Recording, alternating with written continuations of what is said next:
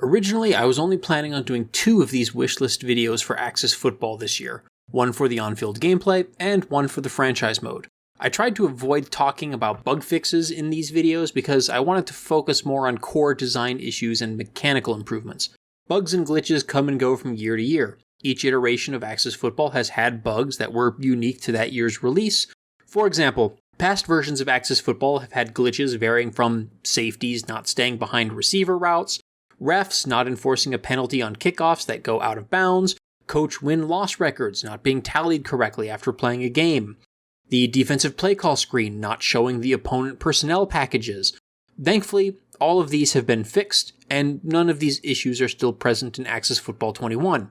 Some of them were fixed in post-release patches, others had to wait till the following year to get fixed. But the bottom line is that, unlike with Madden, legit bugs in Axis do seem to get fixed from year to year. So I didn't think it was really all that important to bring a lot of bugs up. But Axis Football 21 does have a few unique bugs and glitches of its own that I would like to publicly report in the hopes that they too will be fixed. I have also reported all of the following issues to Axis Games via their public Discord server, but I just want to reiterate them publicly so that Axis is more likely to remember and fix them if they haven't been fixed already. The QB will be sacked in the back at the 36-yard line.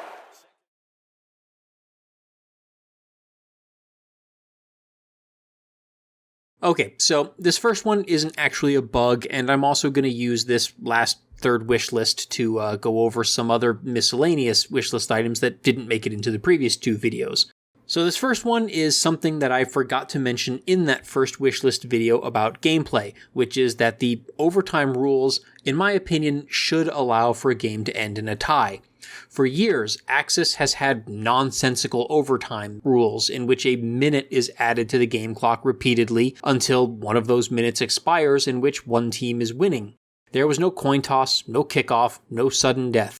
It was awful.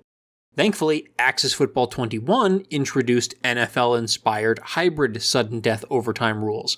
So at least now we have a functioning overtime, which is good. However, one of the ways in which Axis's overtime rules vary from the NFL is that Axis does not allow ties. Well, I've never been a part of a tie. Never even knew that was in the rulebook. In Axis 21, if overtime expires without either team scoring to break the tie, another overtime period is tacked on. In a defensive struggle, this can go on indefinitely, and I have had multiple matches go into double overtime. This can lead to an increased risk of injuries to players, as well as inflated stats and scores. But more fundamentally, I personally believe that a tie should be a perfectly valid and reasonable result to a hard-fought matchup between 2 good defenses. This is actually one of the reasons that I despise the college football overtime model, and why I vehemently oppose the idea of the NFL adopting college overtime rules. Obviously, a winner for each match is going to be required for playoff matches, so playing until the tie is broken is necessary for playoff and championship games. But for regular season games, ties should absolutely be allowed, and should occasionally happen in simulated games as well.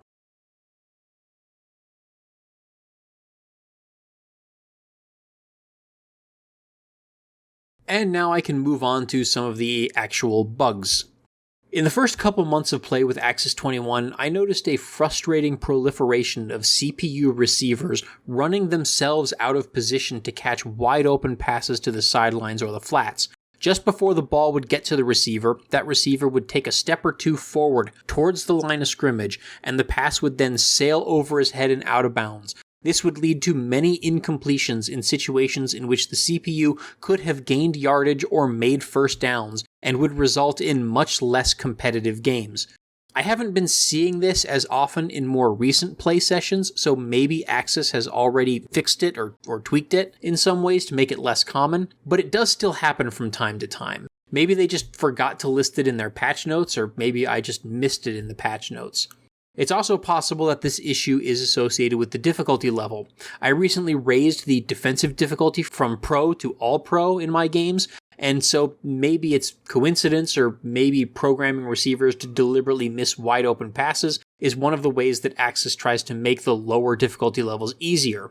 If it's not a difficulty setting thing and it is still happening for other users, then I definitely hope that you report it to Axis Games, preferably with some screenshots or videos, so that it can be fixed in the future. And if it is a difficulty thing, I kind of wish that they would just not do that. You know, it's one thing to force more inaccurate passes and drops by the CPU when throwing deep passes down the field on easier difficulty settings, but it's a totally different thing to be doing that on these dink and dunk routes to the flats. Like, catching a 2 or 3 yard pass in the flats and then being tackled short of the first down marker probably isn't going to lead to exceedingly challenging games, and it's probably still going to be perfectly viable for a pro difficulty game to allow receivers to be catching those passes.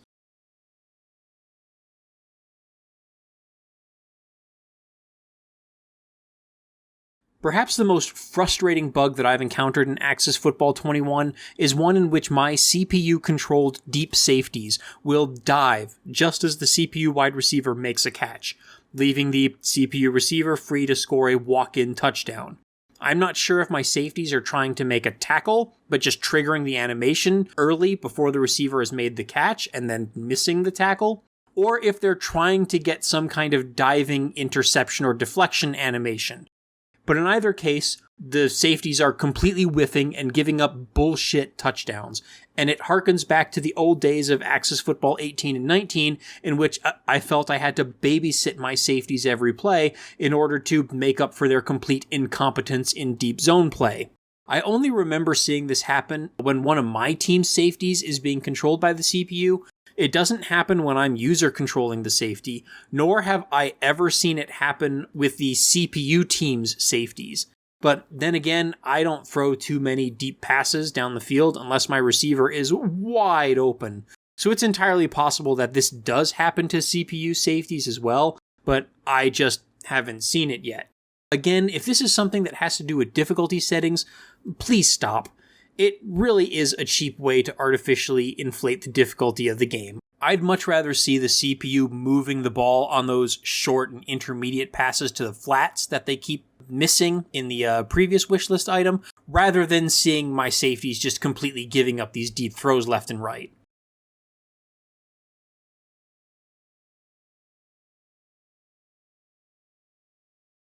And in a somewhat related note, Axis 21 also introduced the possibility of a pass being deflected up into the air by a receiver or defender, which goes along with the lame ducks and gutter balls from quarterbacks throwing out of sacks. The throw out of sack passes generally work well, but these deflected passes do not.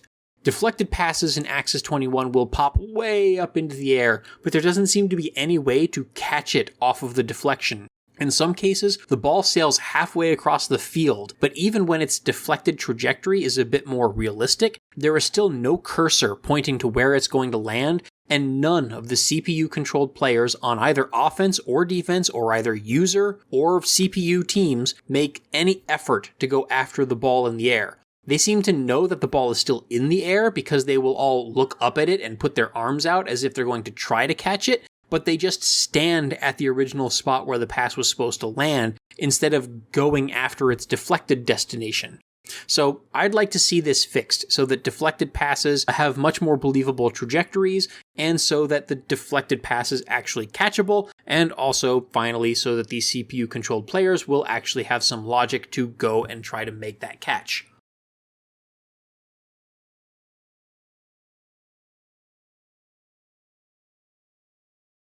And one other issue that I'm noticing with Axis 21's passing game has to do with some of the route anticipation logic. Axis 21 introduced new quarterback route anticipation logic, and it works fairly well, but there are still some persistent issues. The most notable is that comeback routes that break to the outside are being consistently underthrown. For one thing, these routes are often labeled as curls in the offensive playbooks, which is actually the wrong name for them. They're actually called comeback routes. The difference between these is that curl routes break inside towards the quarterback, while comeback routes break outside towards the sidelines. But that's semantics, whatever. In any case, when making an anticipation throw just before a receiver makes his break on a comeback route, my QB tends to drastically underthrow the ball to the point that it is completely uncatchable with an anticipation throw. The pass goes to the right place if I throw it to the receiver after he makes the break, but if the button is pressed early, the QB will just throw a gutter ball. Also, it seems to work fine when throwing an actual curl route in which the receiver breaks to the inside. So it's only these comeback routes where they break to the outside that I've been seeing the problem. So I'd like to see that fixed so that the quarterbacks are, a lot better at making those comeback throws.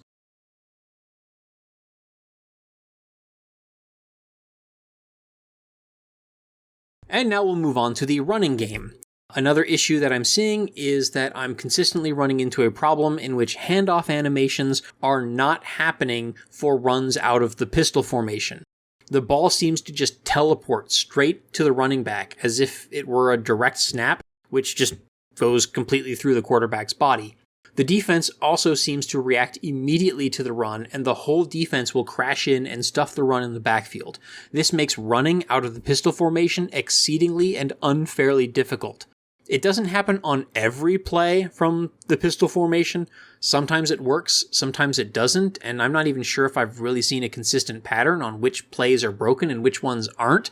But it is common enough that I've basically abandoned running out of the pistol formation altogether and have started using other offensive playbooks besides the pistol or single back. And yes, this same bug does also apply to the CPU's playbook, and the CPU doesn't have any awareness that these run plays are broken. I can recognize that these plays are bugged and thus avoid calling them, but the CPU cannot, and any CPU team that runs a single back or pistol style playbook is going to have a much harder time running the ball because these plays are going to be broken.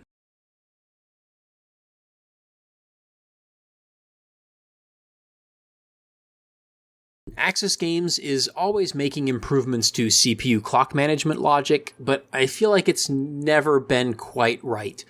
I still see the CPU refusing to call its timeouts in situations in which a timeout would benefit them, and I still see them call timeouts in situations in which it really doesn't benefit them or it benefits me more. For example, the CPU might fail to convert a third down in the 2-minute drill, then call a timeout, then punt the ball anyway. This wastes one of their timeouts, stops the clock, and spares me from having to call one of my own timeouts, thus giving me an opportunity to make a play in the last few seconds of the game. But most of the time, the CPU just doesn't call their timeouts at all. Here is a situation in which the CPU has an opportunity to break a tie late in the fourth quarter, but they don't. They just let the clock expire and then end up losing the game in overtime. I also still see occasional issues with the clock itself. Sometimes the clock seems to stop when it should continue to run, or vice versa. In this example, my Las Vegas Outlaws are trying to mount a comeback against the Arizona Heat. With 2 minutes and 19 seconds left on the game clock, I complete an underneath pass and the receiver is tackled in the field of play. The clock should run, and I quickly try to line up for a spike ball play to preserve a timeout and the 2-minute warning, only to realize after I'm at the line of scrimmage that the clock has for some reason already stopped. I didn't call a timeout, and Arizona didn't call a timeout, so what the heck happened? To make matters worse, I couldn't audible out of that spike ball play because the game only includes formation audibles, and the spike ball and QB kneel are the only 2 plays in the clock management formation. There's not even a fake spike play. So I was stuck either having to waste a down or to burn a timeout to call a real play. Bummer. Another exploit that has been present in this game for years now is that the user can force the CPU to commit a delay of game or to run out the clock whenever you want. The CPU is programmed to delay snapping the ball if the human defense is making pre-play adjustments, including audibles, hot routes, or shifting players.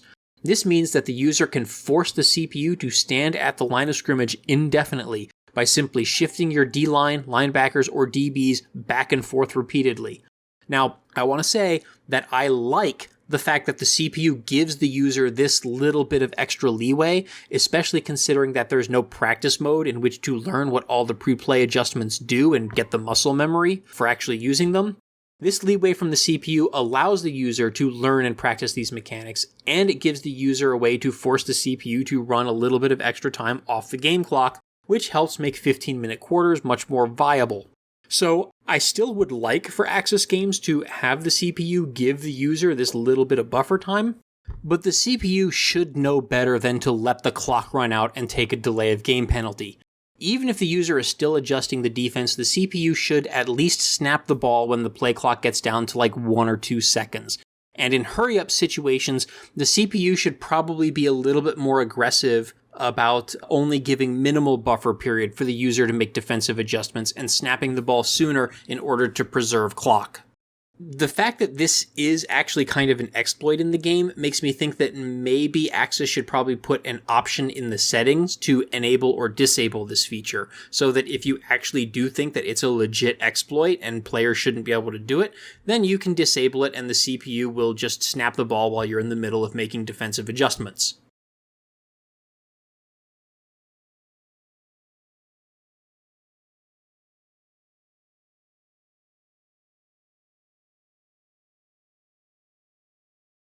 Alright, and this last one is also not really a bug, it's more of a miscellaneous suggestion for new functionality in the customization suite. But that's why I'm calling this Bugs and Miscellaneous Wishlist instead of just Bug Fix Wishlist. So anyway, currently, Axis Football only has a handful of stadiums, and each stadium belongs to a specific pre-made team. While the teams with stadiums will default to using that home stadium, the remaining teams do not have their own home stadium, nor are there any generic stadiums for them to use. And every stadium has some unique architecture or markings or colors representative of its home team. If you play as a team that lacks a stadium, or you play as a completely original created team, you are stuck having to use someone else's home stadium. And you just have to hope that there's some option in the game that fits with whatever the heck team or theme you're making. So my suggestion for addressing this is threefold. 1. I would like to see Axis games add at least 1 or 2 generic stadiums that lack any of those team-specific architectural features. Perhaps one, generic bowl-shaped open-air stadium, and then one domed stadium. 2. The team customization menu should have an option to set each team's default home stadium. And 3. If possible, it would be nice to have a few simple stadium customization options. Maybe the ability to change the color scheme of the stadium to match your team's colors, similar to what's available for the playing field. And then maybe also the ability to choose between several backdrops for the stadium. For example, maybe I am creating some custom team in Iowa or something, and I like the look of this Baltimore stadium for my custom team, but I want the stadium to be located in Iowa, so I probably don't want that urban downtown backdrop. Maybe there should be some options for stadium backdrops that include things like maybe 1 or 2 downtown skylines, a suburban skyline, an industrial skyline, a university campus, then some natural stuff like a mountain backdrop, a forest backdrop, a coastal backdrop, and then maybe just a big blank big sky backdrop, for that custom team that plays in the middle of Iowa.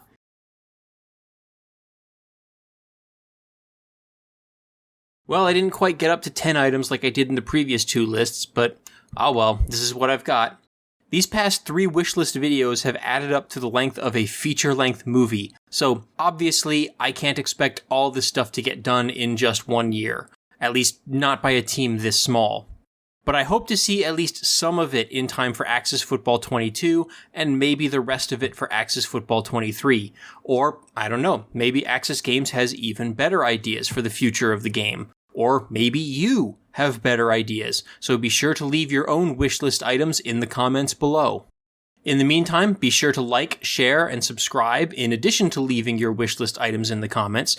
And if you really enjoyed this content and would like to see more like it, then perhaps you'll check out my Patreon page and consider becoming a supporter. Thanks for watching, and continue to enjoy Axis Football. Now I guess I can go ahead and check out that Legend Bowl game that everybody's been telling me about.